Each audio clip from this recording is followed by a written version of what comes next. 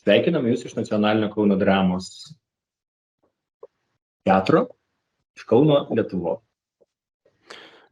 Bonjour, bonsoir. Je vous remercie pour votre présence. J'espère que vous voyez tout et entendez tout bien, comme il faut. Je vous salue du Théâtre national de Kaunas, Lituanie. Aš esu Edgaras Klivis, teatro meno vadovas, su manimi yra Rūta, kuri yra teatro projektų koordinatorė, ir mūsų vertėjas, teatro menininkas Vytas Kraujelis. Je suis Edgaras Klivis, directeur artistique du théâtre. Avec moi se trouve Rūta, coordinatrice des projets de notre théâtre, et notre traducteur-interprète, artiste de théâtre, Vytas Kraujelis. C'est moi. Šiuo metu mūsų teatras dalyvauja tarptautinėme kūrybiškos Europos finansuojamame projekte The Confining Arts, Culture and Policies in Europe and Africa, kuris sieja Europos ir Afrikos teatro ir vizualinės kultūros menininkus ir institucijas. Mums labai pasisekė, nes vienas iš mūsų teatro kūrybinių bendradarbių yra prancūziškai rašantis dramaturgas iš Burkina Faso, Aristide Ternagde. Aristide yra plačiai pripažintas Afrikos teatro menininkas, dramaturgas ir režisierius, festivalio Les Recreatrales vadovas. Mūsų projekte Aristidas rašo pjesę, pagal kurią režisierius Naubertas Jasinskas ir mūsų teatro aktoriai statys spektaklį. Tačiau po mūsų projektinės veiklos nesibaigia, mes taip pat norime pasiūlyti Lietuvos ir tarptautiniai meno publikai nuotolinių kūrybinių dirbtuvių seriją. Taigi sveiki atvykę į pirmąsias tokias dirbtuves, kuriuose dramaturgas pakvies pažvelgti į dramaturgijos meną savitu būdu, pasitelkęs savo unikalią patirtį. Dirbtuvės vyks prancūzų kalba, vertėjas Vytas pagelbės, jeigu kils kokių nors komunikacijos problemų. Tai dar kartą ačiū visiems prisijungusiems ir linkime prasmingo vakaro. En ce moment, notre théâtre participe au projet financé par l'Europe créative qui s'intitule Déconfinement, art, culture et politique en Europe et en Afrique, qui fédère les artistes et les institutions de la culture visuelle et théâtrale d'Europe et d'Afrique. Nous avons eu beaucoup de chance car l'un de nos collaborateurs artistiques et théâtrales est un dramaturge francophone de Burkina Faso, Aristide Ternagde. Aristide est un artiste du théâtre, dramaturge et metteur en scène africain largement reconnu. Il est également le directeur du festival Les Créatrales. Pour notre projet, Aristide écrit une pièce qui sera mise en scène par Naubertas Jasinskas et avec les comédiens du théâtre dramatique de Kaunas. Nos activités dans ce projet ne s'arrêtent pas là. Nous souhaitons proposer au public artistique international et lituanien une série des ateliers créatifs à distance. Alors, soyez les bienvenus et bien connectés au premier de ces ateliers. Durant cet atelier, le dramaturge vous invitera d'avoir un regard particulier envers l'écriture théâtrale en s'appuyant sur son expérience unique. L'atelier se déroulera en français. L'interprète Vytas vous viendra en aide au cas où vous auriez quelques problèmes de communication. Merci encore une fois à toutes et à tous connectés et nous vous souhaitons une soirée pleine de sens. Ačiū labai, Aristidai, duodame jums žodį, galite pradėti dirbtuves. Merci beaucoup, Aristide, c'est à toi et tu peux commencer l'atelier. Merci. Merci en tout cas, avec plaisir. Oui, je suis là. Tu es ici. Voilà, je suis enchanté de cette collaboration. Et en tout cas, merci d'avoir sollicité les Recreatrales et puis ma personne pour faire partie de ce projet-là. Et comme j'avais dit attends, je te laisse traduire, voilà, comme ça. Reikia vertimo? Jis nori, kad verčiau. Jis džiaugiasi, kad juo susidomėjot, jo festivaliu, kad jį pakvietėt ir Jisai tiek dėkoja už dėmesį jo asmenį. Donc, je pense que ce qui est intéressant et ce qui est important, en tout cas, pour un atelier comme celui-ci, c'est de partir des préoccupations, des désirs des participants pour essayer d'être au plus près de leurs préoccupations, d'essayer non pas de donner ou d'apporter des réponses, mais de créer une discussion, un échange qui permettrait à chacun, en fait, d'éclairer ses propres zones d'ombre, ou pas du tout, parce que c'est pas sûr qu'en un atelier, on puisse trouver la lumière dont on a besoin ou la lumière qu'il nous faut. Mais en tout cas, c'est mon rôle ici, je pense, c'est de pouvoir mettre chacun sur son propre chemin et après la marche ou le cheminement, c'est à la personne de le faire. Et c'est ça que je trouve beaucoup plus juste parce que on fait un métier très, très subjectif et finalement très personnel, qu'il n'y a pas de leçon ou de cours à donner de mon point de vue. Il y a un univers à découvrir ou à faire découvrir, il y a une expérience à partager, il y a peut-être un savoir ou peut-être des informations à partager, mais le plus intéressant, le plus juste de mon point de vue, c'est être dans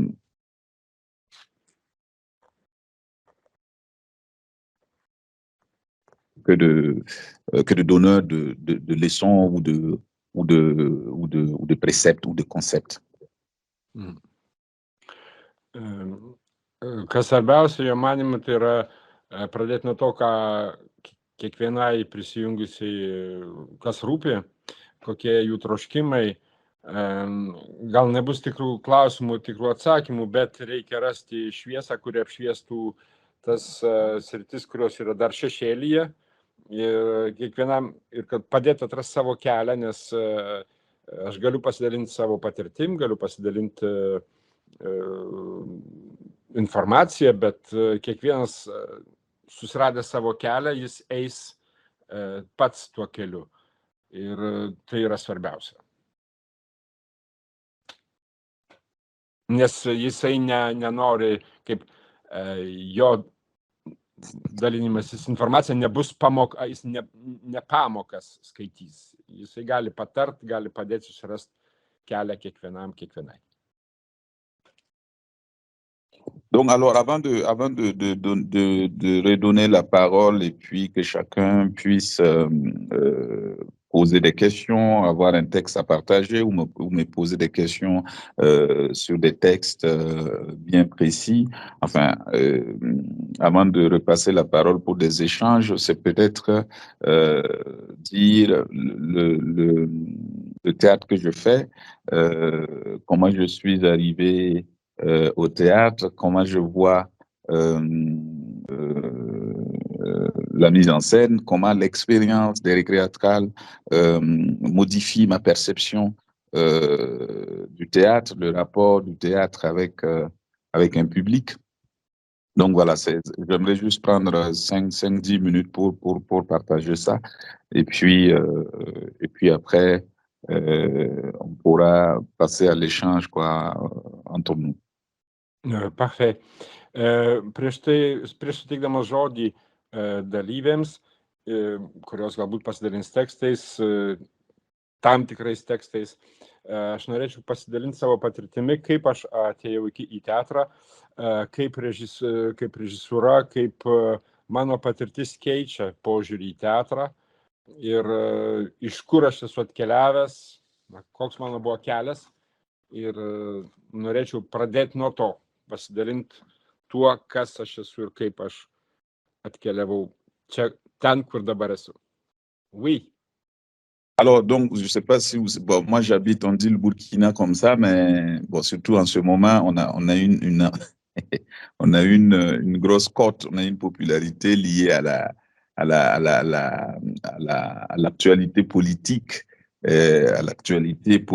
du pays et de la sous-région. Je parle de pays au sud du Sahara.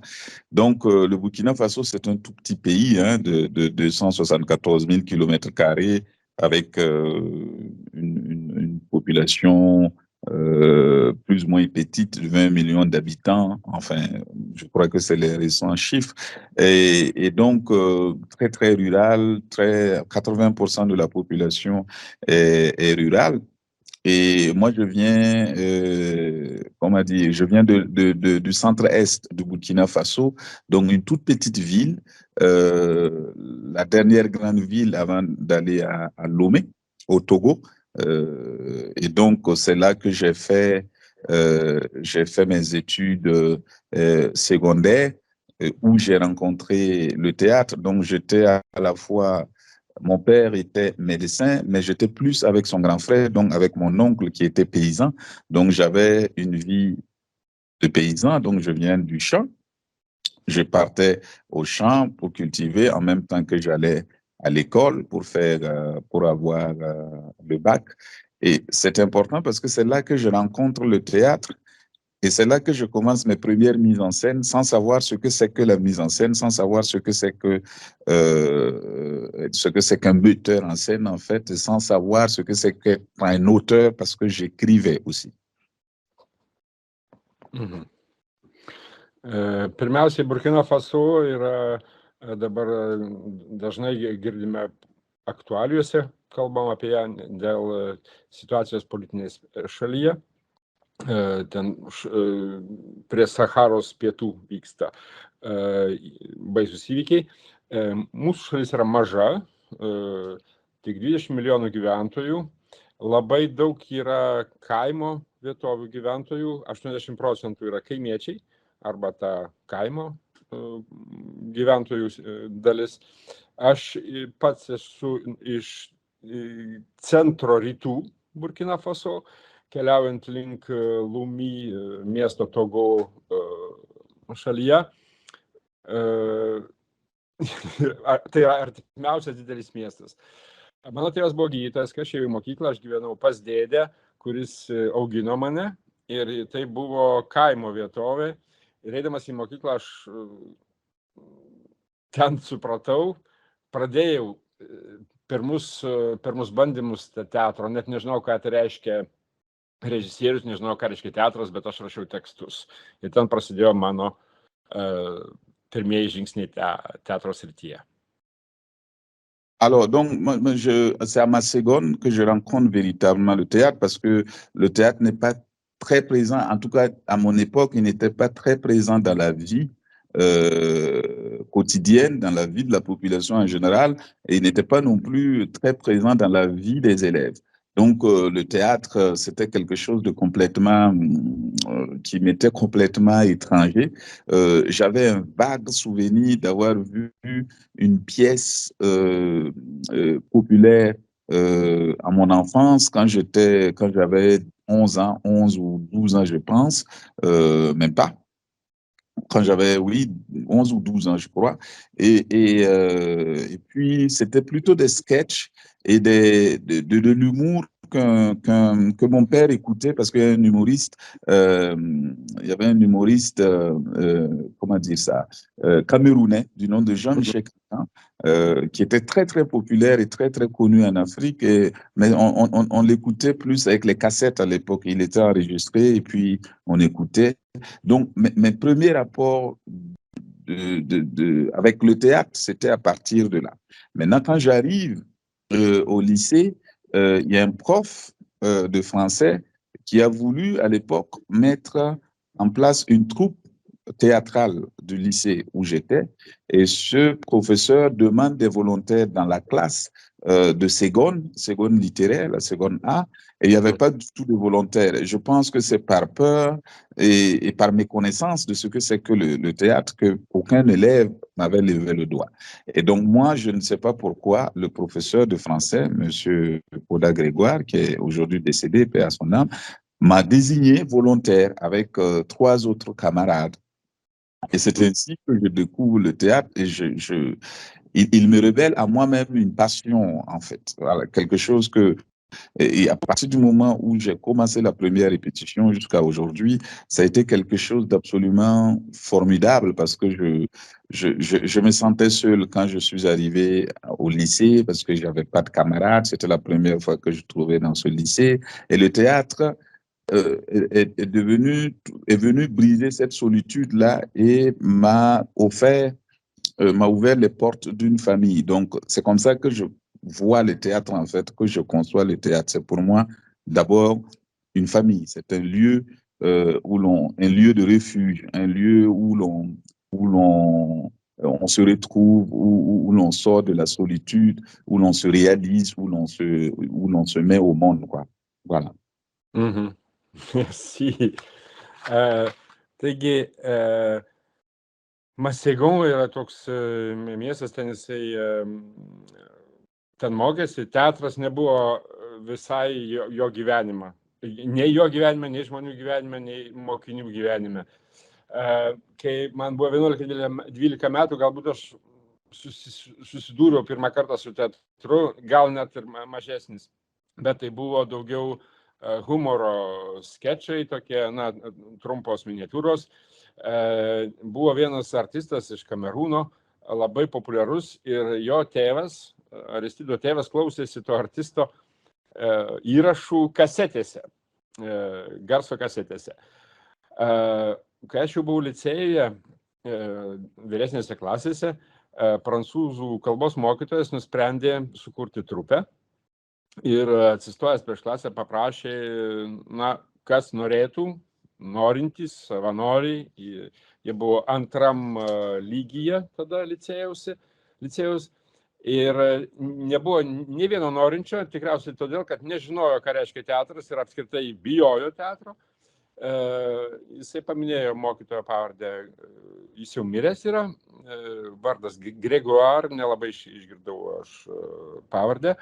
Tai va, sako, mane ir dar 3 mokinius jis paskyrė, na, kaip nurodė, kaip būsimus savanorius, ir sako, nuo pat pirmos repeticijos aš labai gerai pasijutau, teatras man pasidarė nuostabus, aš prieš tai neturėjau draugų, teatras man padovanojo draugus, šeimą, nes man teatras yra pirmiausiai šeima, tai yra slėptuvė, priedanga nuo problemų, nuo vienatvės, ir iki šiol teatras man yra šeima. Oui, donc quand je goûte au théâtre au lycée, donc quand je retourne au village, je me mets à faire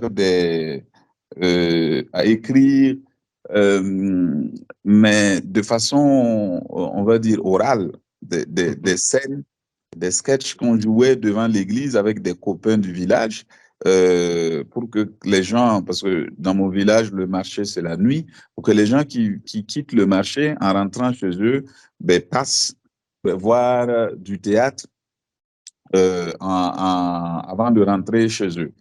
Mais je le faisais pour le plaisir, pour un peu occuper mes copains et mes amis au village. Et puis, quelque temps après, je réussis au bac et je dois aller à Ouagadougou m'inscrire à l'université pour des études de sociologie que j'avais choisi de faire. Et très vite, cette grande ville que je ne connaissais pas du tout, mais totalement insupportable, je m'ennuie, je me sens seul. C'est très grand pour moi comme espace de vie, de circulation. Et du coup, je me renseigne. En fait, le théâtre revient comme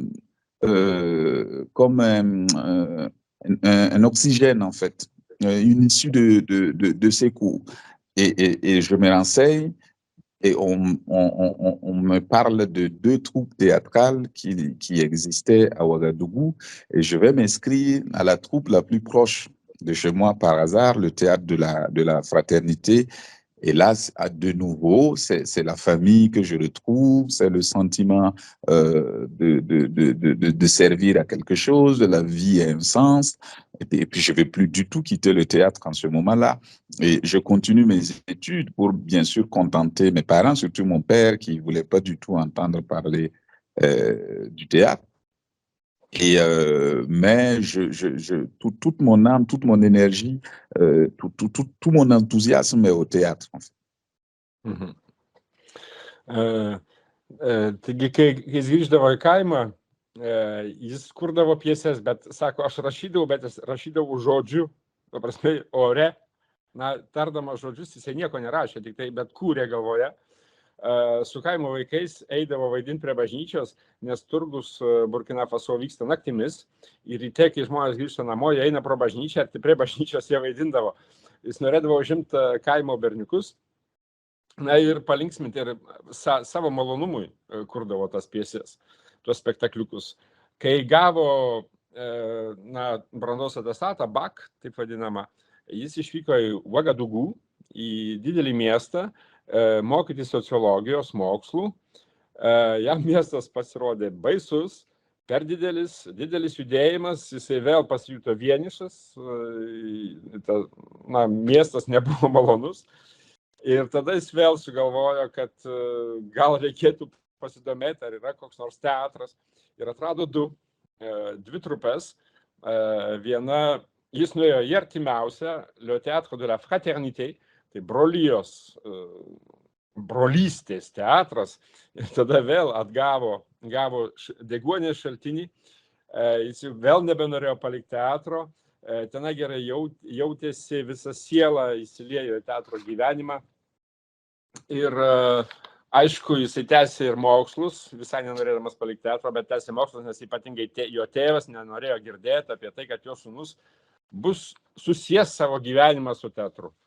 Tai va, tęsė dėl to mokslų. Oui. Oui, donc à partir de là, je découvre, je découvre le pays en faisant des tournées avec la troupe. On va à l'intérieur du pays et puis je me mets à écrire à partir de 2003. L'envie d'écrire vient. Et arrive l'événement Les Récréatrales qui ouvre la porte aux jeunes écrivains pour s'inscrire pour des ateliers d'écriture. Et là, ça a été une grande révélation parce que il y avait Kofi Kouaoulé qui est un auteur, metteur en scène franco-ivoirien, donc qui animait cet atelier et qui me donne absolument la confiance en moi-même parce que il était très satisfait de ce que j'avais écrit et il disait qu'il assistait à la naissance d'un auteur. Donc ça m'a donné comment dire, la chose la plus essentielle, c'est-à-dire croire en soi, la confiance en soi, pour pouvoir continuer d'écrire malgré les difficultés, malgré des espaces qui sont des espaces d'accompagnement des auteurs qui sont presque inexistants. Et à partir de là, l'écriture ne me quitte plus, en tout cas pendant un certain nombre d'années. Et puis, plus tard, je ne me suis pas dit metteur en scène tout de suite, même si j'ai commencé le théâtre par là. Parce que ces années au village où je réunissais les camarades, et puis je les mettais en scène, c'était déjà une école en fait, une école sans entrave, sans enseignants, sans contraintes, peut-être un grand espace de liberté. C'est peut-être cela qui me marque et que je trouve fondamental à chaque fois que j'anime un atelier d'écriture, un atelier de mise en scène, de me dire, en fait, il faut toujours partir des gens, il faut toujours se méfier des cadres, parce que tout le monde n'est pas tout le monde, et que finalement, c'est un métier de découverte de soi-même. Et donc, ce sont ces années d'expérience au village où je ne savais pas du tout, je crois que je n'avais même pas entendu le mot metteur en scène, parce que le prof à l'époque qui nous dirigeait, on l'appelait monsieur, parce que c'était notre prof, mais je ne savais pas encore qu'il y avait un profil qui s'appelait metteur en scène. Donc moi, après 2004, après que l'écriture se soit ancrée dans ma vie artistique, au cœur de ma vie artistique, j'ai commencé à réunir des camarades pour mettre en scène des textes, et je suis tombé sur un texte qui m'a beaucoup touché. C'est une rencontre. J'ai rencontré Amal Ayouch, qui est actrice marocaine, qui vit à Rabat, et je l'ai rencontrée au Festival des réalités à Bamako, et nous avons discuté. Elle m'a parlé de la condition des femmes et tout un travail qu'elle avait fait autour des filles mères célibataires de Rabat, qui se retrouvaient souvent jetées en prison parce qu'elle avait été enceinte, et c'était un crime de l'être. Et elles ont travaillé avec une association, et il y avait un texte, un témoignage d'une fille qui s'appelait Lakbira. Et moi, j'ai eu tout de suite envie de mettre cette pièce en scène, mais de la mettre en scène au Burkina avec des acteurs. Et c'est comme ça que j'ai posé mon premier geste de metteur en scène sans le nommer ainsi.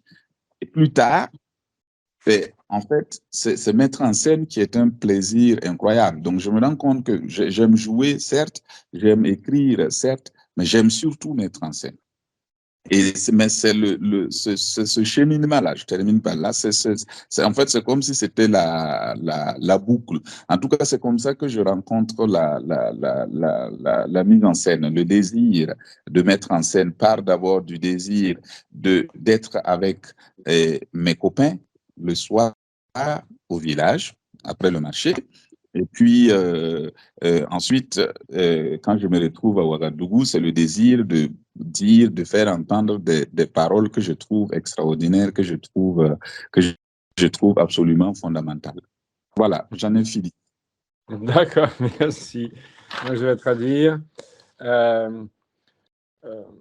Kai jisai pradėjo dirbti su ta trupe, tai nuo tos akimirkos jos nepaliko, ir gastrolių metu, aišku, pradėjo lankytis savo paties šalį, ko anksčiau negalėjo daryti. 2003 metais jisai prisijungė prie Recret Teatral ir pusiau prancūzas, pusiau dramblio kaulo šalies režisierius ar rašytojas, aš nebeatsimenu, arba dramaturgas, veda dirbtuves kūrybinės, ir jisai ten įgauna pasitikėjimą savimi ir netgi pasitenkinimą savimi, nes tas dirbtuvių vadovas jam pasako, kad jisai dalyvauja autoriaus gimime tų dirbtuvių metu. Atsirado pasitikėjimas savimi, tikėjimas savimi, nes tokio dalyko kaip autoriaus lydėjimas darbo kelyje, kad kas nors patartų, pasižiūrėtų, nebuvo. O va tose dirbtuvėse atsirado toks žmogus, kuris jį parėmė, padrąsino ir pastumėjo. Nuo tol rašymas jo nebepalieka. Režisūra atėjo vėliau. Aš net nežinau, ką reiškia režisierius. Kai aš dirbau su kaimo vaikais, su savo draugais, aš buvau režisierius, bet nežinau, kad toks net yra. Ir visada sakydavau nuo to laiko, kai aš dirbu su kitais, visada savo pasakau, reikia pradėti nuo žmonių, tie, kurie yra su manimi. Reikia baimintis arba vengti rėmų. Ir tik tai vengiant tų rėmų ir pradedant nuo žmonių, galima bus atrasti patiems save. Taigi, dar grįžta prie, nes dabar įsibaigė jau pasakojimą apie save, apie savo karjerą, kalba apie režisierių dar kartą, nes sako, režisierius nežinojau, kai mokytojas buvo dramos būrelis, licėje mes vadinavom monsieur, ponė, kreipdavomės į mokytoją. Mes negalvojom, nežinom, kad tai režisierius. Po 2004 metų jau kūryba, dramaturgija jau manyje įsitvirtino, tada aš pradėjau, kaip aš atėjau iki režisūros. Jisai sutiko aktorę Ama Lauš iš Raba, iš Arabų krašto, Bamako mieste, ir tenai jinai man pasakojo apie moters gyvenimo sąlygas, apie požiūrį į moteris, ypatingai į moteris, kurios nesusituokusios ir laukiasi vaiko arba jau turi vaikus. Ir buvo pasakojimas vienos mergaitės ir kai aš perskaičiau tą tekstą, aš tuoj pat nusprendžiau jį režisuoti, bet jau Burkina Faso savo šalyje. Ir nuo to pradėjau dirbti režisierium. Man labai patinka režisūra. Va tas ratas lyg ir užsidarė, aš ėjau link teatro, aš pradėjau rašyti, aš pradėjau kurti, o dabar ir apsukau ratą, vaidinau ir dabar aš tapau režisierium. Ta prasme, jisai perėjo per visus visų profesijų beveik slenkščius. Ir tas manęs nepalieka, troškimas būti su draugais. Teatras tai yra troškimas būti su draugais. Noras, kad mane išgirstų, noras, kad mane suprastų. Oui, Aristide. Allô? Oui, c'est bon. OK. Donc voilà, je m'arrête là. Baigė savo pasakojimą, prisistatymą. Voilà, et puis on va écouter nos participantes. Voilà, si elles ont des questions, des expériences à partager. Enfin, on va échanger, quoi. Taigi dabar dalyvės, les participantes, dalyvės gali pasidalinti savo norais, savo istorijom, pagidavimais. Arba tiesiog.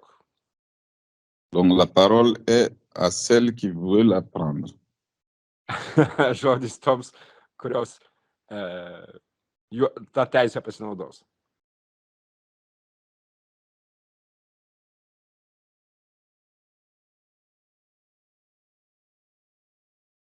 On est là? Ar visi čia? Oui, je vais prendre la parole, oui. Oui. Alors, pour revenir à la pièce Et si je les tuais tous, madame, en fait, ça avait, comment dire, ça m'avait plu par rapport à la caractérisation du personnage.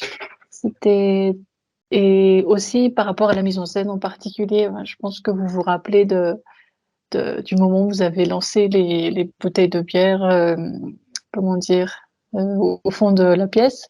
Et donc, je m'intéresse à la fois au côté écriture, l'écriture poussée, comment on arrive à un tel niveau de profondeur, et aussi à la mise en scène.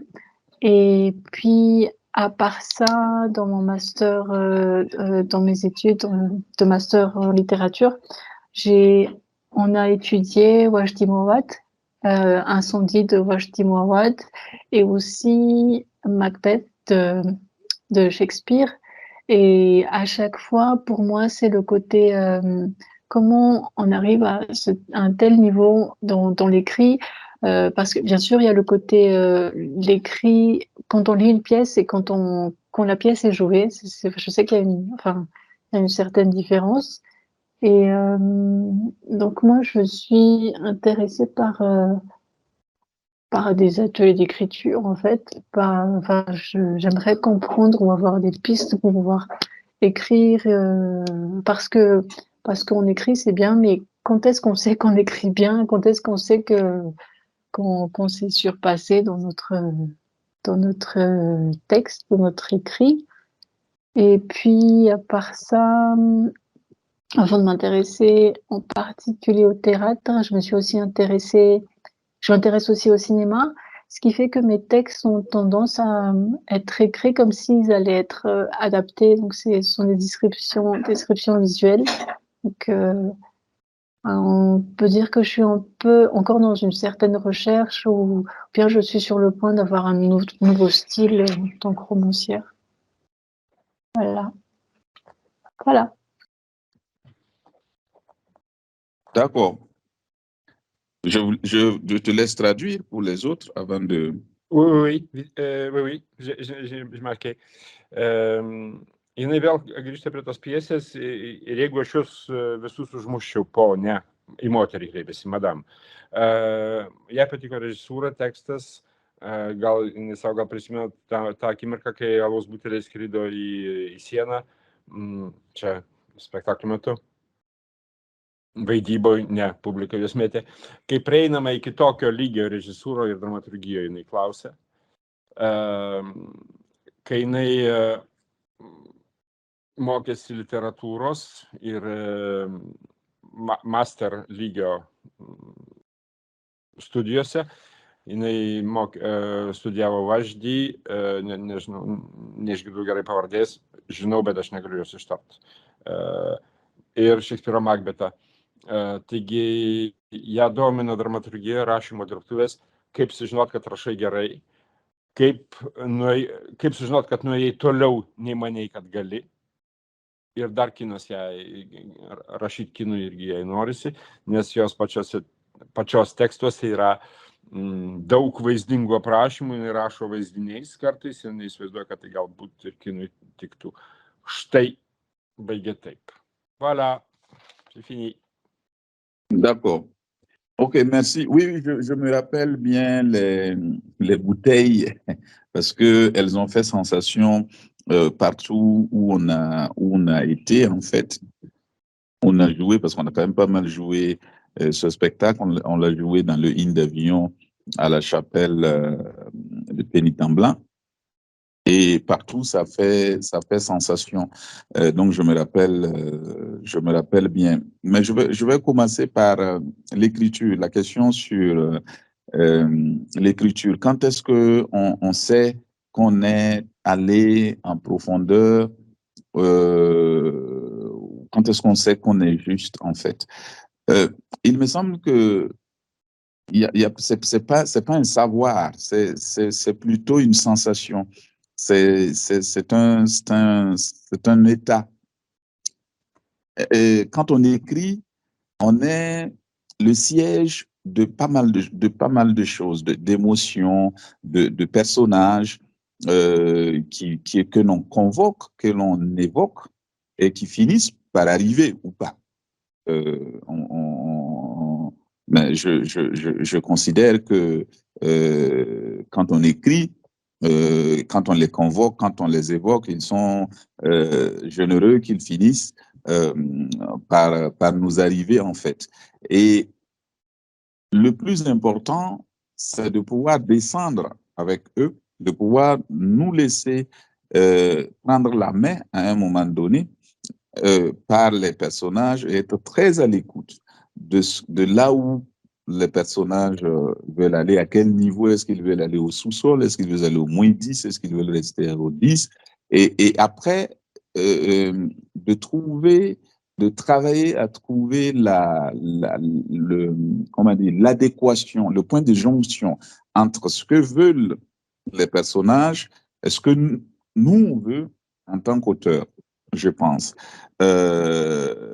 Parce qu'en tant qu'auteur, on veut dire quelque chose, on part toujours de quelque chose. C'est pour cela que, pour moi, tout geste artistique, que ce soit l'écriture, que ce soit la mise en scène, part d'une intuition, d'une sensation, d'une idée floue, vague, un clair-obscur, où l'on a le sentiment que l'on tient quelque chose d'assez fondamental, primordial, nécessaire à partager avec les autres, mais en tout cas à consigner pour ce qui concerne l'écriture, quelque chose à mettre, à consigner sur un papier ou à le mettre dans son ordinateur parce qu'il pourrait intéresser un metteur en scène, un auteur, mais parce que tout simplement, on a soi-même quelque chose à dire. Donc,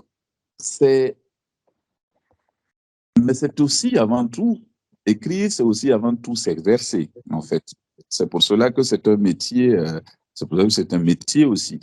C'est comment être dans la pratique de l'écriture jusqu'à ce que sa quintessence nous apparaisse, nous parvienne. Mais j'ai envie de dire que malheureusement, cette sensation ne suffit pas. Il faut absolument qu'il y ait des retours pour ce qui concerne, que ce soit le théâtre, que ce soit le roman, que ce soit la nouvelle ou le cinéma, le scénario. Il faut à un moment donné qu'il y ait des gens qui le lisent, qui en prennent connaissance et qui vous fassent des retours, que vous acceptez ou pas, là, c'est une autre question, mais pour vous, qui vous permettent de vérifier en fait vos propres intuitions et de vous dire, et de savoir si vous êtes assez descendu ou pas. Vous voyez ce que je veux dire? C'est-à-dire, c'est quelque chose de personnel au départ, l'écriture, les écritures, mais elles sont condamnées à être partagées pour vérifier un certain nombre de choses, si on est sur le bon chemin ou pas, sans pour autant vouloir être dans la séduction, ni dans la complaisance, ni dans ce que les gens veulent entendre, ni dans les clichés, les idées reçues, mais c'est ouvrir, c'est partir de soi pour aller vers les autres. Et je sais pas, il y a pas de, pour moi, il n'y a pas de autre recette que d'écrire et de voir si ça marche ou pas. Mais je crois que finalement, à un moment donné, comme la mise en scène s'est révélée être la pratique que je préfère le plus, à un moment donné, on sait, on touche à sa propre vérité. On sait si on est descendu au niveau du texte ou pas, que les gens l'aient lu ou pas. Il y a une sensation d'achevé ou d'inachevé qui nous arrive, je pense. Vous avez parlé de deux grands auteurs. Incendie, par exemple, c'est la pièce qui m'a le plus marqué. La première fois que j'ai vu Incendie, c'était à Rennes, dans la mise en scène de Nordé, de Stanislas Nordé, quand il était à l'époque directeur du TNB. J'ai été absolument bouleversé par cette pièce. Mais je pense que là où Wajdi a beaucoup réussi, c'est plus dans la forme que dans le fond. Donc, c'est aussi des questions qui sont importantes en termes d'écriture. C'est comment on amène le récit, comment on pose un pas après un autre, comment on nous sert les personnages, comment les personnages arrivent à nous, comment ils se délivrent. C'est pas qu'une question de fond, je pense, la question de l'écriture. C'est aussi une question de forme. Parce que dans cette histoire, l'histoire de cette femme, si elle est totalement bouleversante parce que la forme nous égare pour après nous mettre face à une ignominie que l'on découvre. On se dit, c'est pas possible. Et nous tient à l'haleine. La forme, c'est la forme qui nous tient en haleine. La forme qui nous permet de ne rien savoir du tout jusqu'à ce qu'on arrive face à la vérité de cette femme qui n'est plus là, face à la vérité de ses enfants qui font comme un voyage initiatique pour savoir d'où ils viennent. Et nous, en tant que spectateurs ou en tant que lecteurs, on est pris là-dedans. Mais c'est cette forme-là. Donc, je pense que écrire aussi, on ne peut pas exige qu'on ne fasse pas l'économie d'un certain nombre d'interrogations. C'est quelle forme je donne à mon récit. Peut-être que la forme révélera le fond. Est-ce qu'il faut d'abord se poser des questions de fond ou est-ce qu'il faut se poser des questions de forme? Ou est-ce que quand on a déjà le fond, parce que c'est ce qu'on a envie de dire, cette intuition, ce clair-obscur, ce sentiment clair et obscur qu'on a, alors mais comment le tendre en fait aux autres, comment le rendre, parce que c'est comme la cuisine, hein, c'est-à-dire qu'on peut avoir évidemment tous les ingrédients du monde, on peut avoir fait un très beau plat, mais la façon de disposer ce plat, de le servir aux invités est fondamentale parce que on peut perdre l'appétit malgré les bons senteurs. Voilà, je m'arrête là. J'arrive. Taigi, jisai gerai prisimena tuos butelius, nes jie daug vaidino tą spektaklį butelius, kurie lėkė į sieną, net Avignone, Avignono festivalyje, vienoje iš koplyčių. Tai va, dabar kaip žinot, kad prisikasė giliai, kaip žinot, kad esi pasiekęs tam tikrą lygį. Tai sunku yra sužinoti, tai yra daugiau jausmas, pojūtis, būsena. Berašydamas vis tiek užsidarai lygiai kažkokią, tai susikuri savo tam tikrą erdvę, lyg tai uždarą erdvę, į kurią pasikviečiame dvasias, jausmus, mintis, savo paties problemas.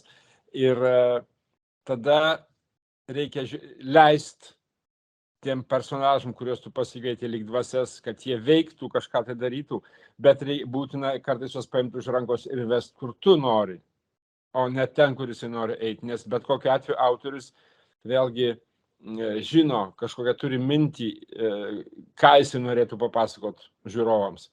Tai reikia rasti tą sąlyčio tašką tarp to, ko nori personažai, kai tu juos jau įjaudrinai, kai juos paleidai toj savo erdvėj uždaroj, ir ko nori autorius. Tada pats rašymas, jausmai, idėjos, ta tamsa šviesa, tokia būsena, nei tamsoje, nei šviesoje, jis dar nežinia, kur esi, bet vyksta tas rašymas. Jausmas galbūt padeda ir toks jausmas, kai jauti, kad atradai kažką, kuo norėtum pasidalinti. Netgi kartais būtina net užsirašyti ir jeigu pats nenaudoji, kitam pasiūlyk. Būna tokių minčių, kurios užplūsta ir kurias kartais pametame. Nes dar vienas dalykas apie rašymą, visi turime ką pasakyti. Reikia ir dar praktiškai rašyti, o ne galvoti, kad aš rašysiu. Tiesiog sėsti ir rašyti.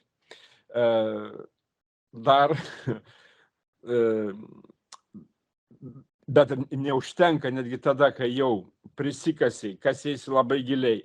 Neužtenka, kad atradai pilnatvę, kur susidūrė tavo jausmai, istorija, kurią norėjai pasakot, ir visi personažai. Dar reikia ir dalintis savo rašymu, nes kiekvieno kūrinio nuosprendis kiekvienam kūriniui, juo tu dalinsiesi su žiūrovais. O jeigu tu dar neturi žiūrovų, reikia dalintis su profesionalais. Ir jie pasakys, ir sako, nebijot jų kritikos, nesibaimint, kad tave sumals.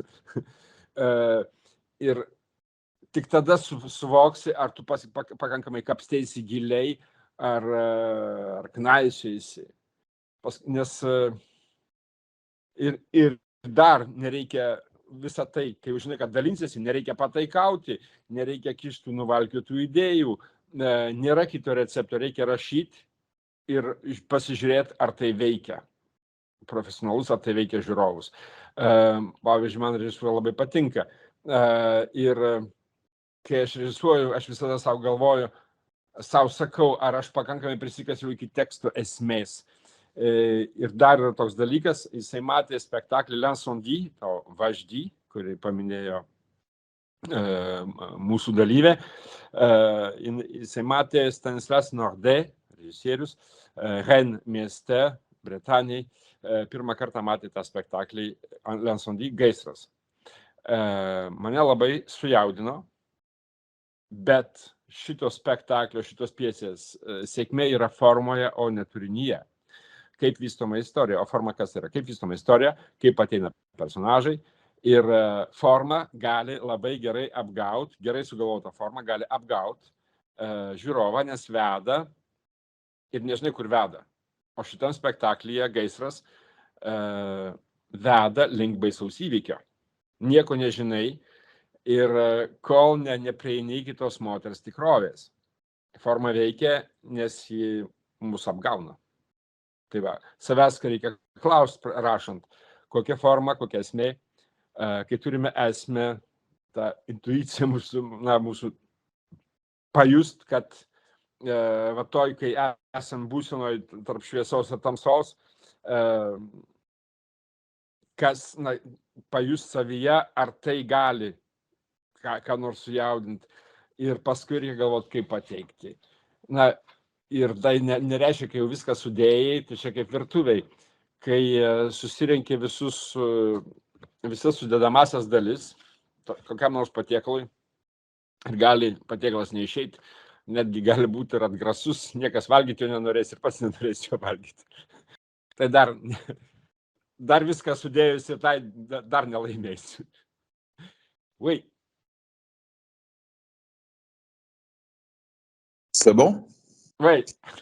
Alors, je crois aussi que dans l'écriture, je reste toujours dans l'écriture, parce que dans l'écriture, il faut se poser aussi la question de la langue, parce que ce qui fait un auteur, c'est avant tout la langue.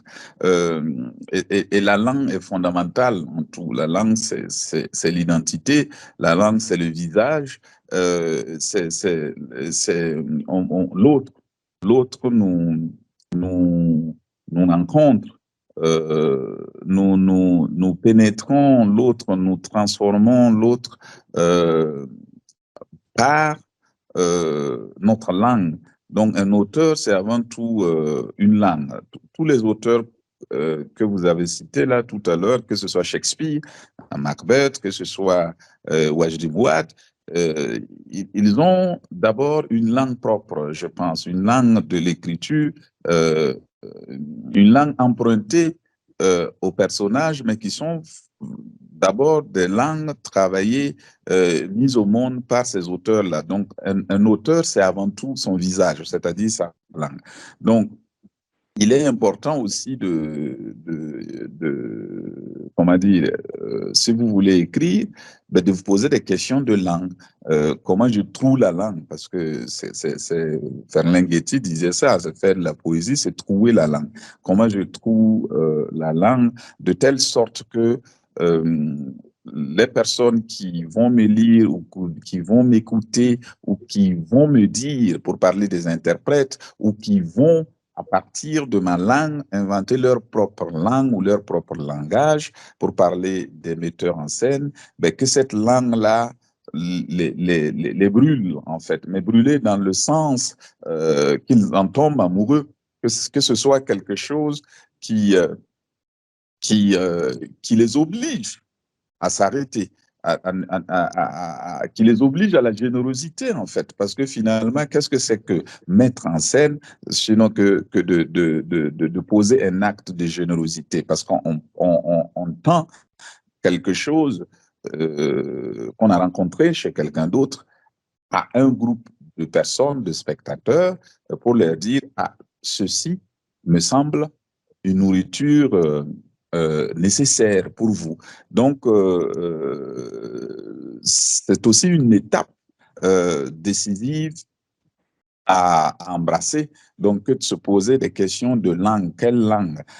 J'ai un récit, certes, j'ai une histoire à raconter, j'ai des personnages, mais dans quelle langue tout ce monde-là doit s'inscrire? Dans quel univers? Quelle sera la langue de l'univers? Mais c'est à la fois quelque chose qui vient à nous, qui se révèle à nous, mais en tout cas, on ne peut pas aussi en faire l'économie de mon point de vue. Quand je prends un auteur comme Dieudonné Nianguna, qui est un auteur congolais, qui a une langue absolument incroyable,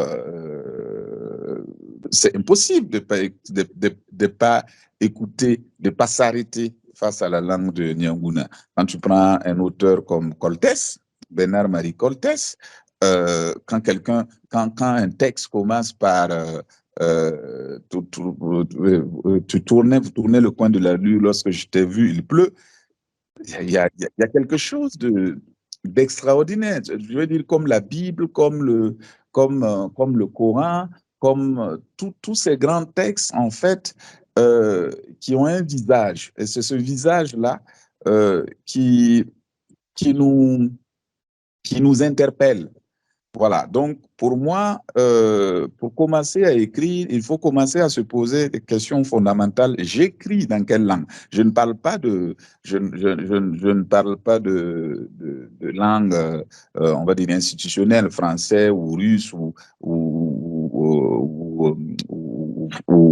anglais ou non. Je parle la langue du poète, c'est-à-dire la part de monde que le poète ajoute au monde, en fait.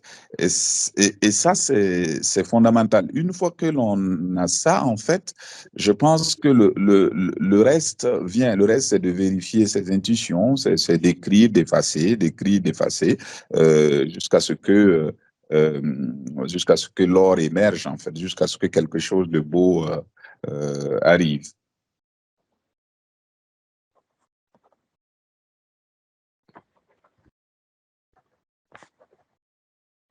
J'y vais. Ok. Dar apie rašymą aš tikiu kalba.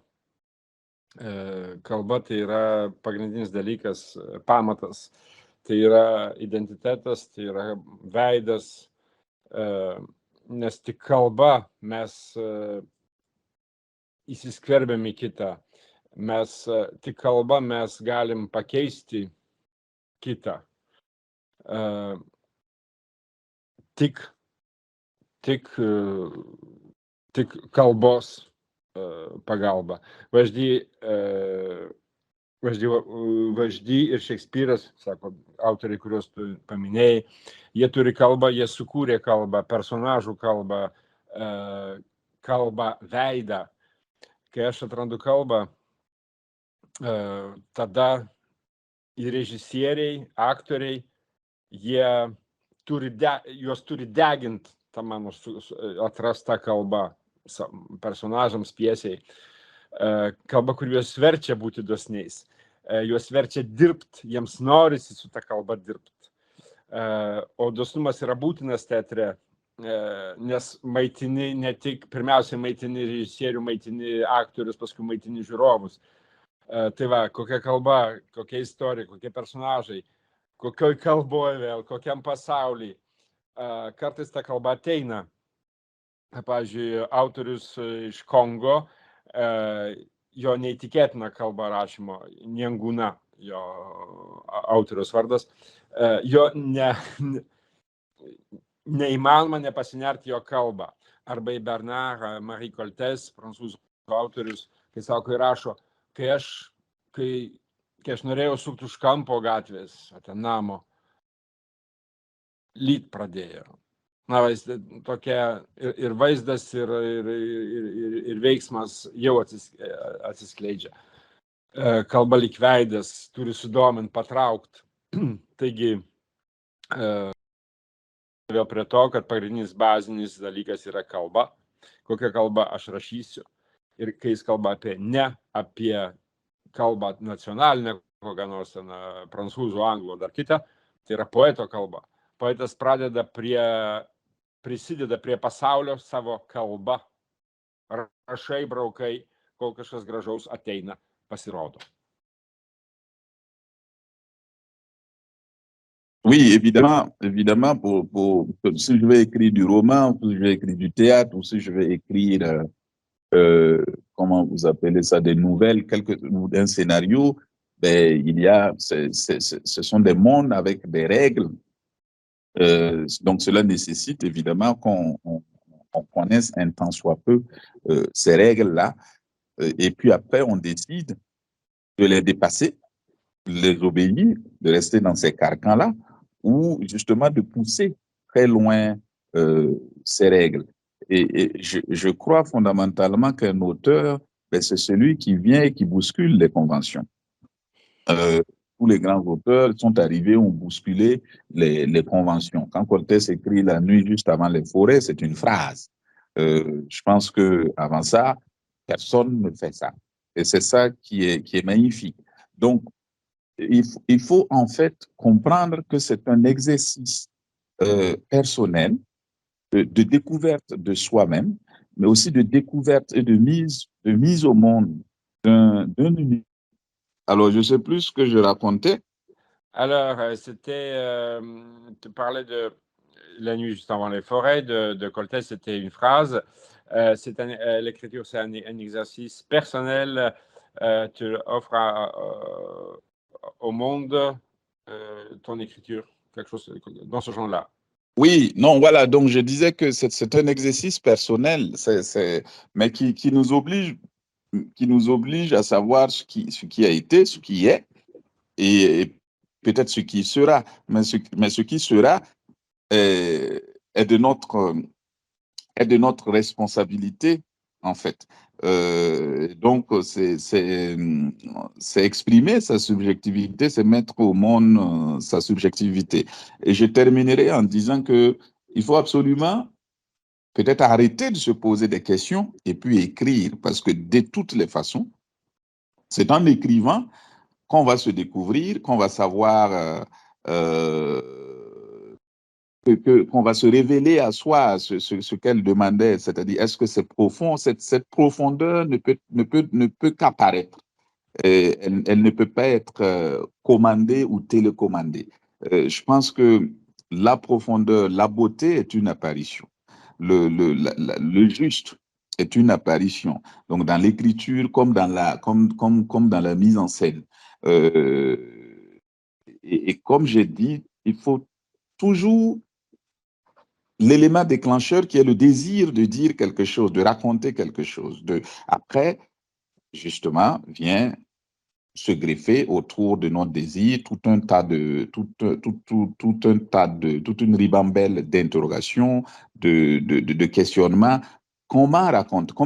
Par exemple, si je décide de réécrire Macbeth aujourd'hui, je ne peux pas faire l'économie de comment je raconte Macbeth aujourd'hui. Comment je raconte Macbeth? Ou des questions de lieu, d'espace, de temporalité. Donc, c'est ce désir de se connaître, en fait, de se découvrir, de se révéler, de révéler la part de lumière, la part de beauté qui est en nous et de la transmettre aux autres. Après, les autres en feront ce qu'ils en veulent, mais de prime abord, on ne se préoccupe pas des autres quand on écrit. On écrit. On écrit, et peut-être même qu'on ne se préoccupe pas du sens dans un premier temps, parce que le sens aussi se révèle à nous, et peut-être aussi qu'il y a des choses qui vont nous échapper, et c'est peut-être obligé parce qu'il faut qu'on ait cette modestie de se dire qu'on ne peut pas tout maîtriser, qu'on ne peut pas savoir, parce qu'il y a une part, c'est peut-être l'animiste ou l'africain, enfin, entre guillemets, qui parle, il y a une part d'invisible dans l'acte de créer. J'aime bien l'incipit du roman d'un auteur togolais, Kossi Efui. Je ne sais pas si c'est cette magie ordinaire, mais non, Cantique des Acacias, dans Cantique des Acacias, qui est un roman, je pense l'avant-dernier roman de Kossi Efui, il dit, dans l'incipit, donc la première phrase du roman, pour faire un enfant, il faut 3 choses, le mâle, la femelle et l'invisible. Je trouve ça merveilleux. Donc, je pense qu'il y a une part importante d'invisible dans l'écriture et qu'il est vain de chercher à tout maîtriser. Et c'est peut-être paradoxal ce que je dis, mais c'est ça la vie, c'est un paradoxe. Et créer, c'est révéler les paradoxes, c'est mettre en lumière les paradoxes, les contradictions. C'est pas créer de la linéarité, c'est créer du relief. Et donc, du coup, il faut accepter ça.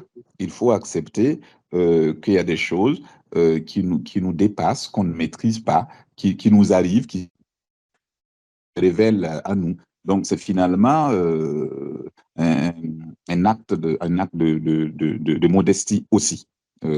Par ailleurs, l'acte d'écrit.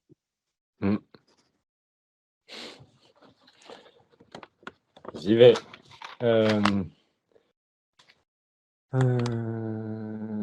Voilà.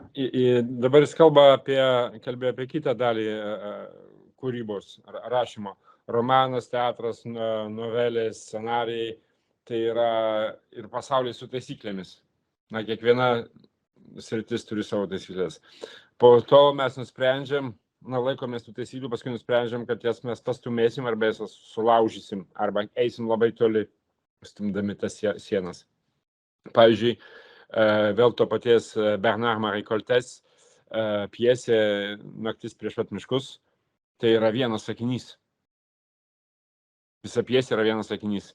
Ir tai va, gali būti ir taip, kad savo pasiskiri asmeninį pratimą ir tada tu pateiksi savo tą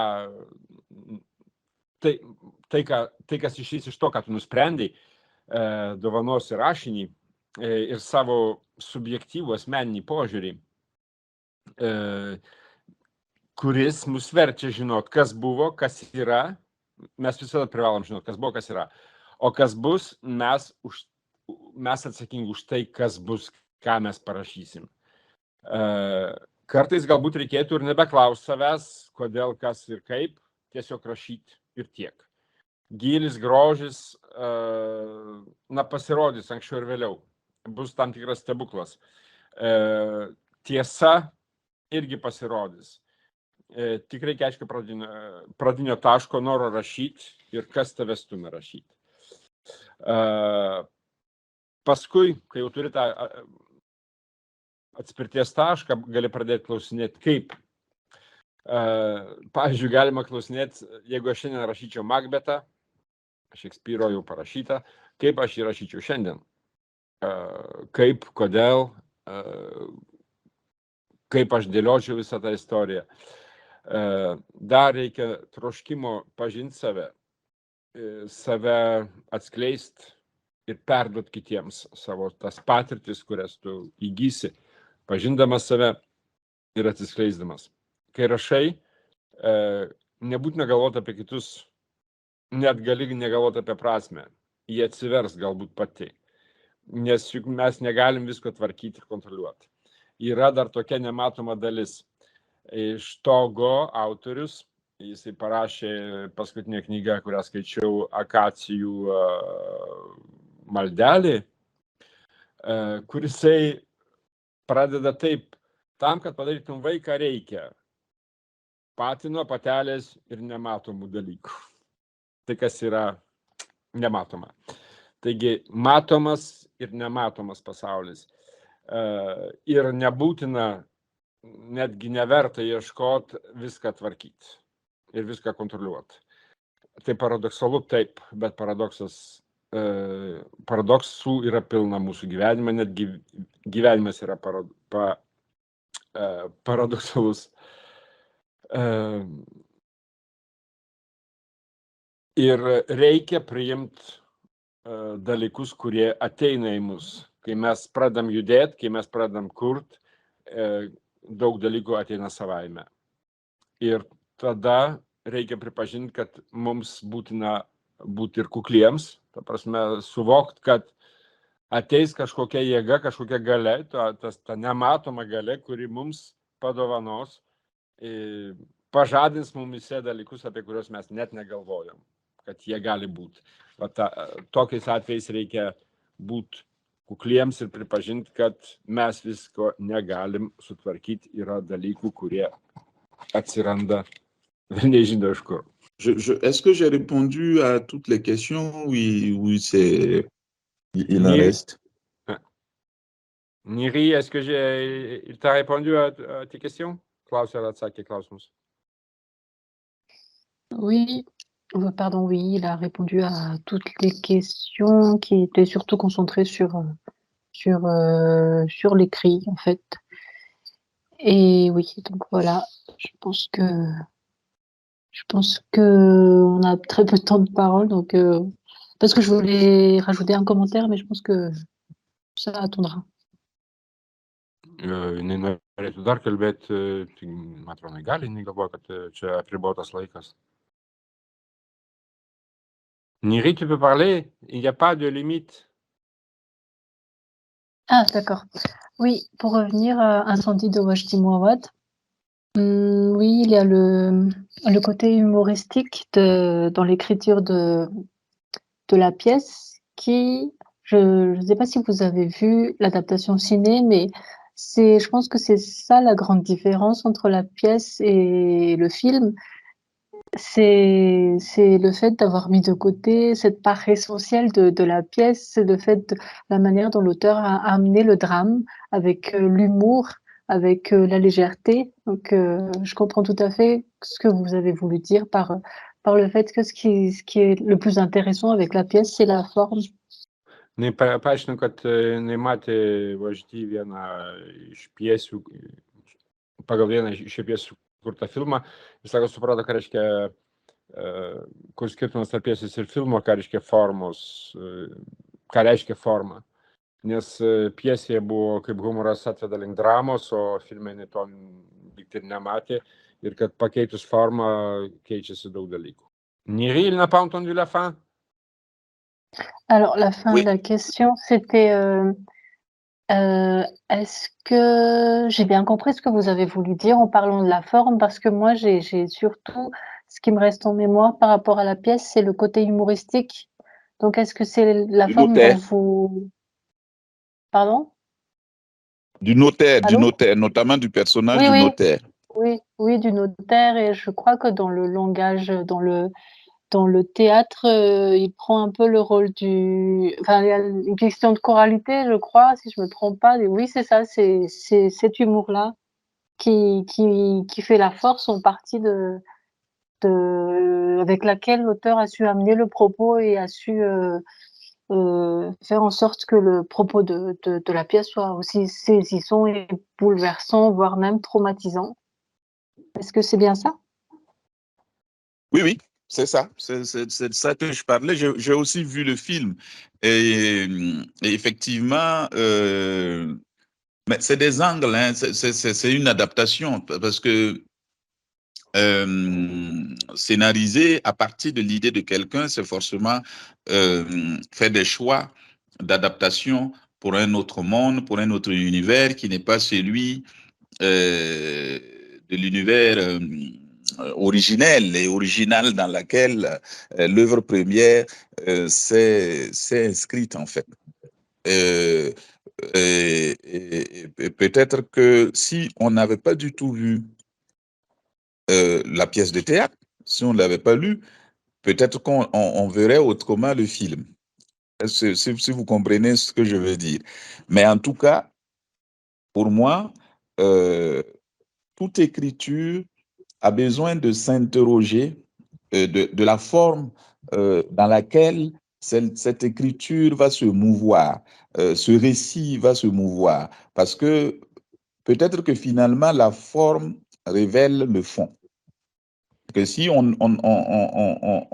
ne s'interroge pas sur la forme, cette histoire au théâtre, ben, où il n'y a pas un écran, où c'est un art vivant, est tellement forte. Ce qu'a vécu cette femme, ce qu'ont vécu ces enfants-là, ce qui les attend au bout de leur voyage est tellement fort, avec le mot que vous avez dit, traumatisant et tout ce que vous voulez, que peut-être que Wajdi a compris dès le départ et eu cette intuition, ou même les personnages, que pour que le spectateur puisse tenir en haleine, pour qu'il puisse entendre, il faut qu'il y ait ce personnage qui dédramatise des fois, parfois, et qui nous prend par la main, qui finalement qui est comme un guide en fait.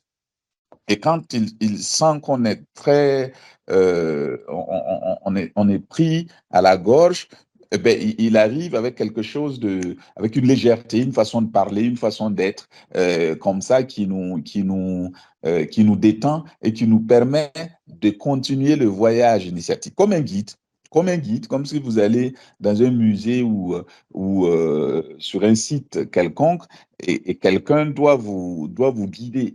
Et le guide, la façon de guider du guide est importante, pardon. Sa façon de guider est importante parce que il peut, ce guide-là, vous désintéresser aux objets, à l'histoire même, au récit, parce que il n'a pas su choisir, il n'a pas su vous accueillir, il n'a pas su choisir le mot, être accueillant, être hospitalier, vous permettre en fait d'avoir une certaine sérénité, une confiance qui vous oblige à vous abandonner, en fait, que ce soit en tant que lecteur ou en tant que spectateur.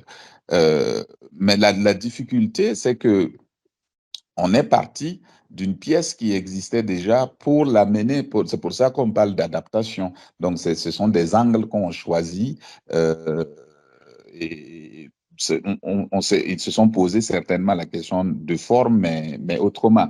Mais le hic, c'est que vous et moi, on avait déjà la pièce, que peut-être qu'on avait déjà été trop ému par la pièce, que forcément, on a un jugement,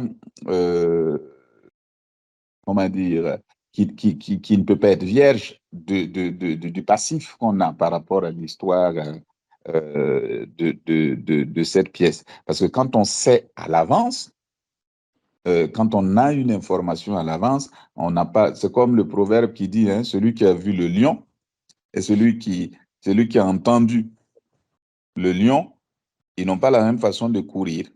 Donc, pour moi, c'est pareil ici. C'est-à-dire le fait d'avoir déjà vu la pièce au théâtre, de l'avoir lue, et puis ensuite de la voir au cinéma, voilà, c'est complètement, on est dans deux états différents. Mais c'est exactement ça que j'ai voulu dire, la forme. La forme est importante parce que la forme permet au fond de nous parvenir, permet au fond d'émerger, voilà, et d'être cueilli ou cueillable, ou d'être digeste, ou d'être contemplé ou admiré. En tout cas, elle permet à la forme, au fond, je veux dire, au fond de se révéler. La forme permet au fond de se révéler, en fait. Et pour moi, c'est important. C'est ça que je voulais dire, oui. Buvo daug klausimų apie, klausimas daugiausiai sukosi apie tai, kaip Neri buvo nustebusi tuo kino filmu, kuris buvo, tai yra pritaikyta pjesė kino filmui.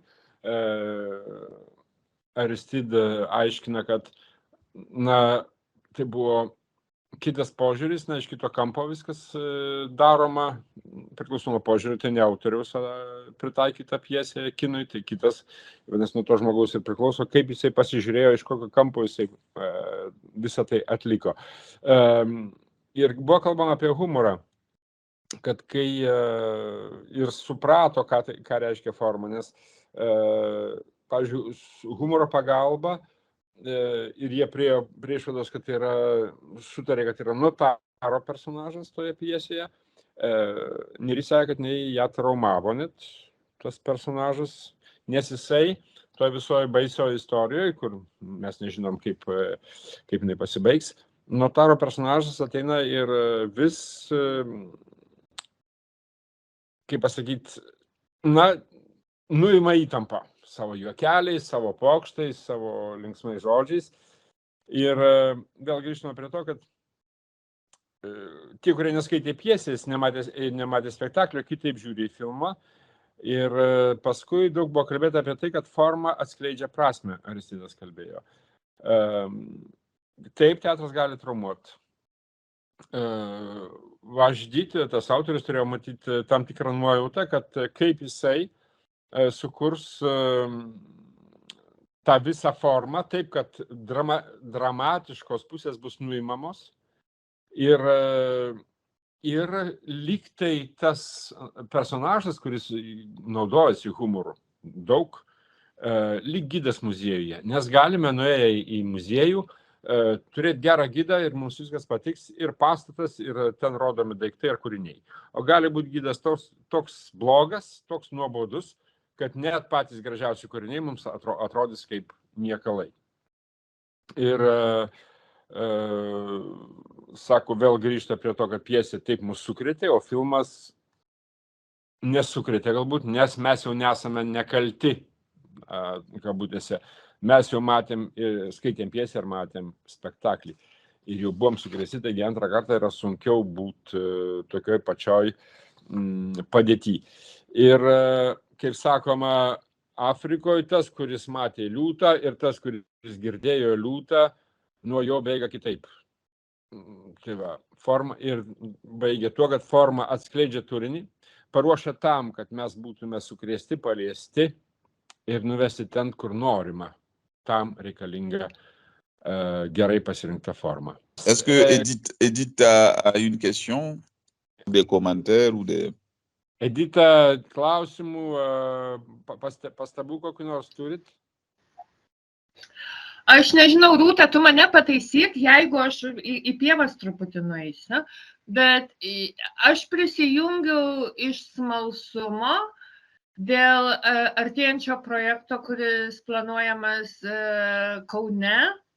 Ir aš kiek suprantu, kad autorius rašo pjesę, tai mano smalsumas būtų šiek tiek ta prasme, pažvelgti apie ką ir bet vėlgi formą, kaip jisai labai daugelį savo pasisakymų naudoja tą teatro formą,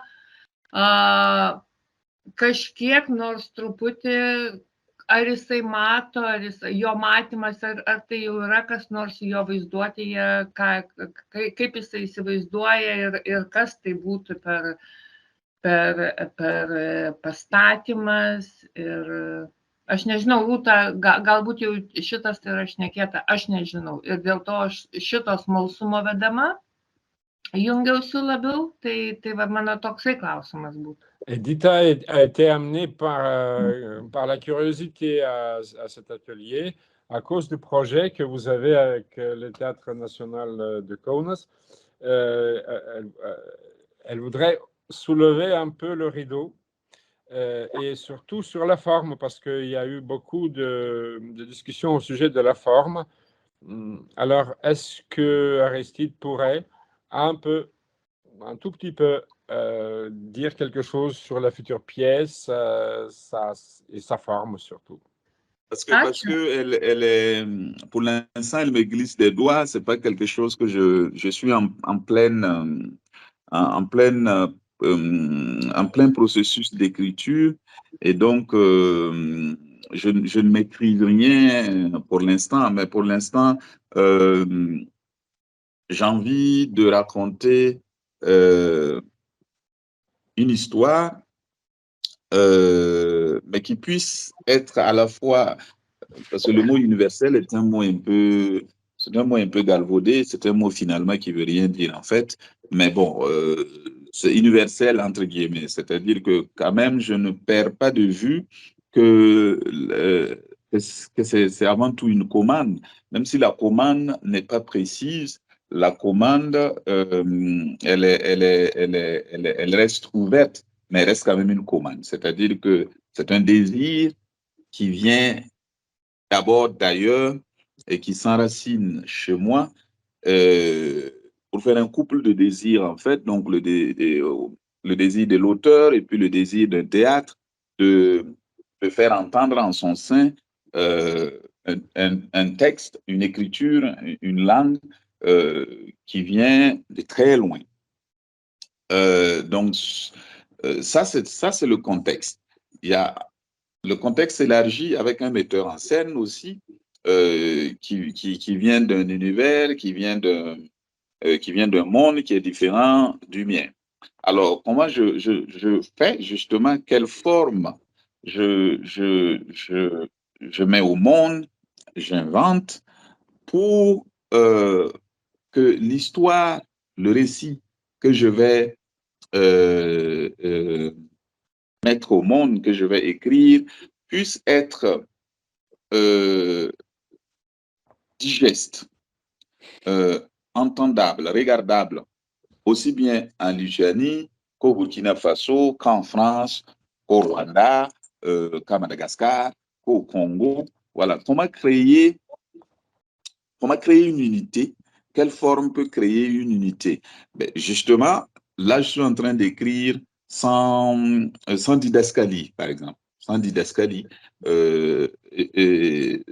Comment je nomme les personnages, comment je n'ai pas les typer, mais rester dans finalement les non pas dans les généralités, mais dans les figures. La figure du père, la figure de la mère, la figure de l'étranger, la figure de l'amitié, la figure du fils. Voilà. Donc, créer une forme dans laquelle se meuvent toutes ces figures-là pour pouvoir raconter ce que j'ai envie de raconter, pour ne pas écrire un récit hors sol, quelque chose qui est très, très loin de moi, qui est loin de mon réel, de ma réalité, de ce que les Burkinabés vivent aujourd'hui, mais surtout de ce que j'ai envie d'interroger, parce que écrire, c'est surtout ça. Écrire, c'est mettre un gros point d'interrogation, tu vois, c'est balancer un gros point d'interrogation, j'ai envie de dire dans la gueule, entre guillemets, de tout le monde, de ceux qui lisent, des lecteurs ou des spectateurs. Voilà, mais en tout cas, c'est leur servir, ça, un gros point d'interrogation. Donc, c'est comment cette forme-là que je vais mettre au monde me permet, moi, en tant que citoyen, moi, en tant qu'auteur, moi, en tant qu'artiste, d'exister, mais aussi que Nobertas, qui va être le metteur en scène et qui va se saisir de ce texte, puisse avoir un matériau qui lui permette à son tour de poser son geste artistique tout en ne se sentant pas illégitime ou hors sol. Donc, c'est pour cela que j'interroge la forme. Est-ce que je fige les choses? Est-ce que je mets des didascalies? Donc, ça m'a obligé à aller vers peut-être le théâtre grec et à aller certainement vers Antigone. Parce que aussi c'est le sens de ce que je veux raconter. Qu'est-ce que ça veut dire être Antigone, surtout son geste, le geste d'Antigone aujourd'hui au Burkina Faso? Qu'est-ce que ça veut dire poser le geste d'Antigone en Lituanie? Qu'est-ce que ça veut dire être crayon ou être Ismène? Ou qu'est-ce que ça veut dire être mère aujourd'hui qui se retrouve pris en sandwich entre un père qui a peur que sa famille, qu'à cause d'un étranger, sa famille disparaisse. Qu'est-ce que ça veut dire aujourd'hui? Quel sens l'amitié a aujourd'hui? Quelle est notre responsabilité vis-à-vis de la peur, en fait? Qu'est-ce que la peur nous fait faire? Et finalement, qu'est-ce que la peur révèle de l'homme, en fait? Est-ce qu'elle révèle le monstre? Est-ce qu'elle révèle l'ange? Est-ce qu'elle... voilà, c'est toutes ces interrogations qui sont en train de se poser. Donc, je raconte l'histoire parce que c'est ce qui se vit en ce moment un peu partout, parce qu'on a l'impression d'être perpétuellement des étrangers, mais aussi parce que depuis qu'il y a la crise ici en 2015, je travaille avec des femmes et des hommes qui sont victimes de terrorisme, mais qui sont en exil sur leur propre terre, qui sont vus aujourd'hui par leurs propres compatriotes comme des étrangers et qui sont victimes de rejet, de méfiance, de tout ce que vous voulez, parce que simplement, les gens sont tombés dans la peur, en fait. Et que donc, cette part d'humanité, cette part comment dire, le mot, il est en train de m'échapper. quand on est vigilant, bref, il va revenir, mais c'est un mot qui est en train, ce mot, il est de lucidité. Voilà, de lucidité, cette part de lucidité qui doit constamment nous habiter, surtout en période de crise, pour ne pas tomber dans l'inhumanité, pour ne pas tomber dans le crime, dans l'inhospitalité, garder fondamentalement sa lucidité et sa part de responsabilité qui permettent, qui sont pour moi deux choses, deux valeurs fondamentales, la lucidité et le sens de la responsabilité qui permettent de sauver l'humanité. Donc, quand on en vient à perdre cela et que des femmes, des enfants, parfois aussi des hommes, se retrouvent à entrer en errance dans leur propre terre, à ne plus être désignés que par un terme déshumanisant, on les appelle désormais des déplacés internes. Donc ils sont mais vraiment étrangers dans leur pays.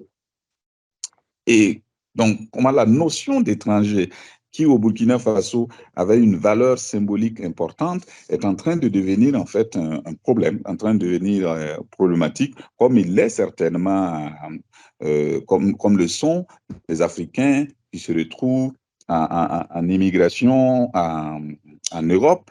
Quand il y a eu la crise en Ukraine, avec le début de la crise, comment les Africains ont été traités là-bas, et aussi en ayant échangé avec nos Vertas, la place qu'a l'étranger aujourd'hui dans la société lituanienne, donc m'a permis de me dire que eh ben, je peux inventer une forme qui permette à chacun de nous de trouver sa place dans ce récit-là. Ce récit de ce jeune garçon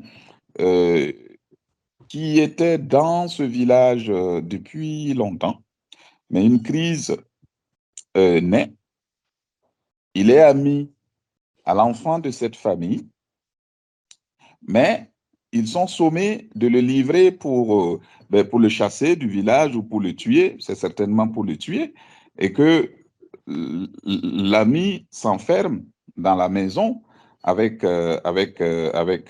son ami pour empêcher de le tuer, et que la mère de ce garçon essaie de convaincre son mari de ne pas livrer ce garçon, qui à ses yeux n'est pas un étranger, mais il est d'ici, et puis il est l'ami de leur fils. Ce père, ce mari, qui est...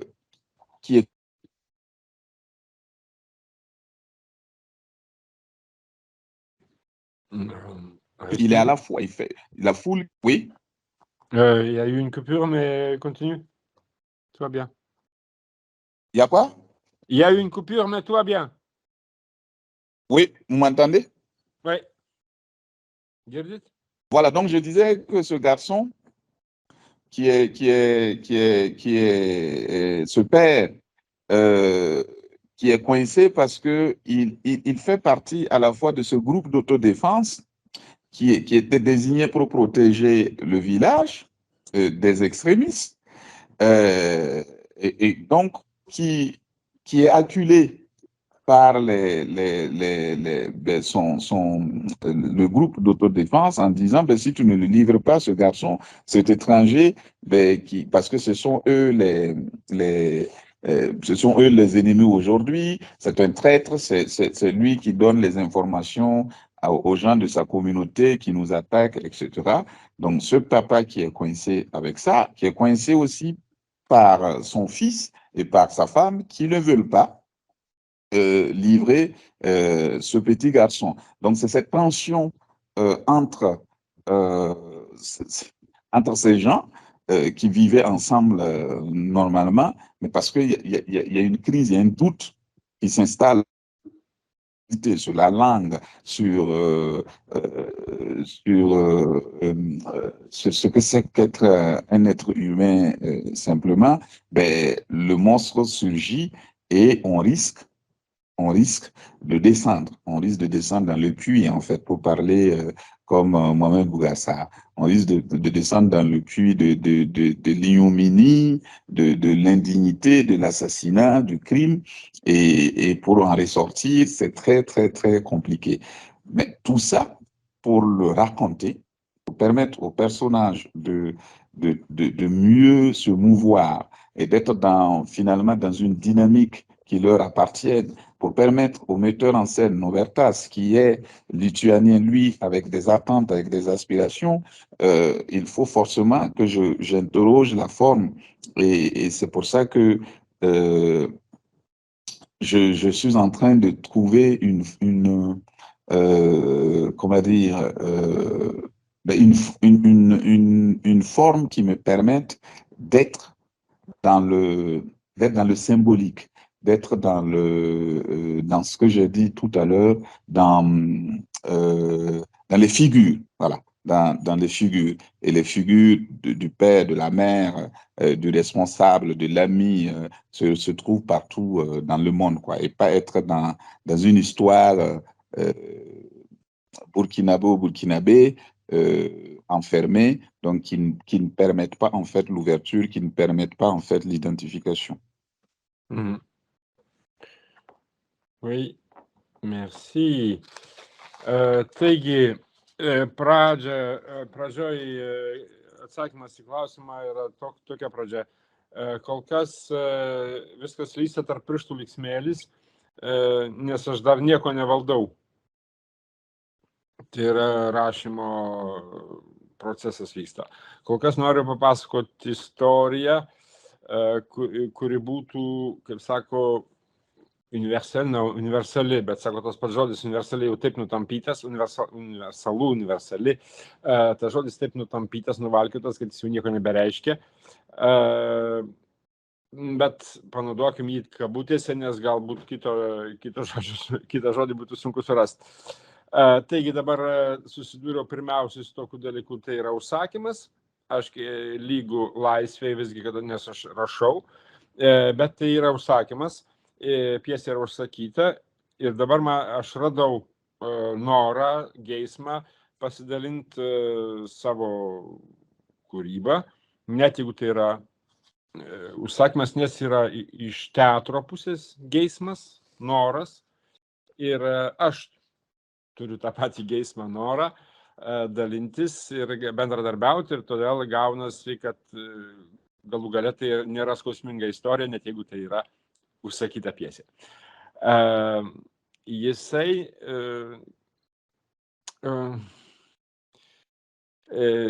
nerėsi iš kailio, bandydamas, kaip, žino, kad girdės tekstą kitoj šalyje, skiria ir sako, Lietuvai įdomu, toks yra noras išgirsti tekstą iš toli, kitokią istoriją irgi iš toli. Man režisierius yra toli, lietuvis irgi iš toli. Tai va, tokios sąsajos yra. Ta istorija, kurią aš papasakosiu, kurią parašysiu, kurią išleisiu į pasaulį, bus nematoma, girdima Lietuvoje, ir jinai turėtų būti matoma, girdima bet kur. Ta prasme, apie tą universalumą, kai kalbėjo, būtent, kad jinai nebus su nuorodom į šalį kokią nors, tai bus žmogiška istorija. Apie formą, pavyzdžiui, vienas dalykas, aš kol kas rašau be vaidybos nurodymų, jokių nuorodų nėra, yra tik tai tekstas, personažai kalba. Personažai nėra apibrėžti, tėvas yra figūra, motina yra figūra, draugystė figūra, tai yra figūros, tai yra siluetai, daugiau figūros kaip graikų teatre. Pasaulis, kuriame juda be šitos figūros. Bet tai nebus istorija labai atitrukusi nuo manęs. Ko man norisi paklausti man pačiam, kaip man telšt kitiems į veidą, kaip trenkt, kad juos supurtyčiau, apie ką aš noriu kalbėti ir kad tai nebūtų tuščia. Nes mano šalyje vaikai, seniai, moterys netenka žemės, jie tampa svetimšaliais. Tai jie vadinami perkelti viduje šalies, savo šalyje. Tai va, tai, kas vyksta Burkina Faso šiuo metu, kai žmonės netenka žemės po kojom ir tampa perkraustytais žmonėmis. Tai va, gal įsivaizduokim, kad tai afrikiečiai Europoje, tai kas vyksta Ukrainoje, kai prasidėjo karas prieš Ukrainą, kai tenai buvę afrikiečiai irgi patyrė tam tikrą, na jau lyg tai buvo įsikūrę, nėra kur įsikurt. Kita vertus yra režisierius Naubertas, ką jisai irgi nori papasakot Lietuvos visuomeniai. Ir apie tai mes kalbėjom, mes apsikeitėm tekstais, jisai kalbėjo apie užsieniečio vietą Lietuvos visuomeniai. Taigi ieškau formos, aš ją atrasiu, kurioje atpažinsime, bus viskas atpažįstama, kaip yra meno principas, atpažinimas. Atpažįsti tai, ką matai, atpažįsti tai, ką kalba. Tai va, jaunuolis augantis seniai kaime,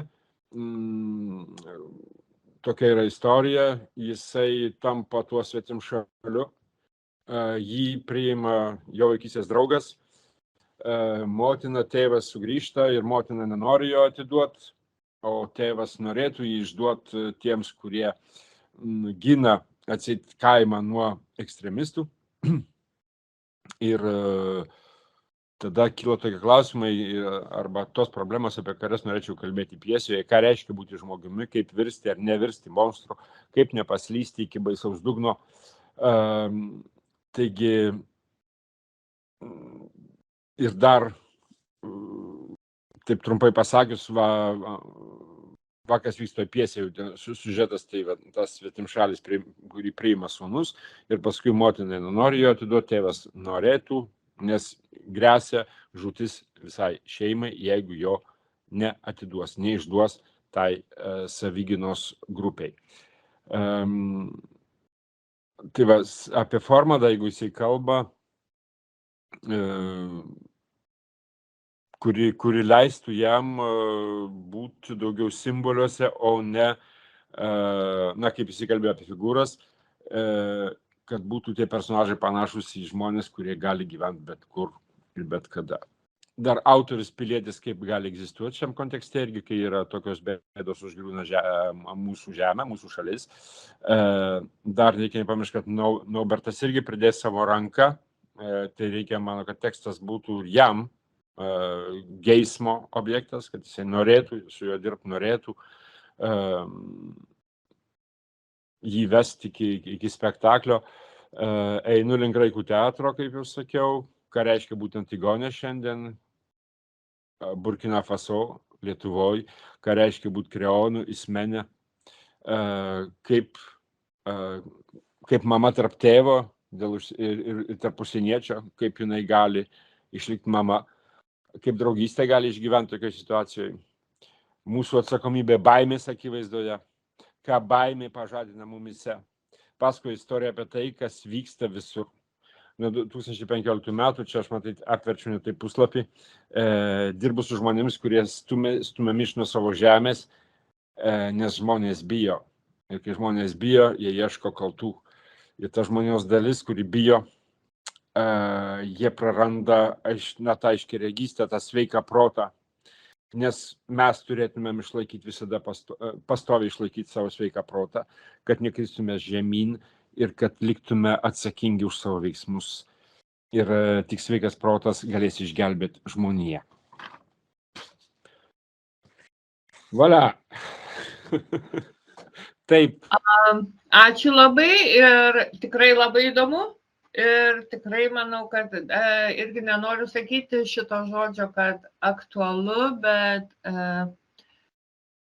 tai yra aktualu ir man atrodo, ta aktualija su asociacija į tą paprastumą, žmogiškumą labai gražiai susijungia iš pasakojimo. Tai tikrai labai įdomu ir ačiū labai už išsamų atsakymą.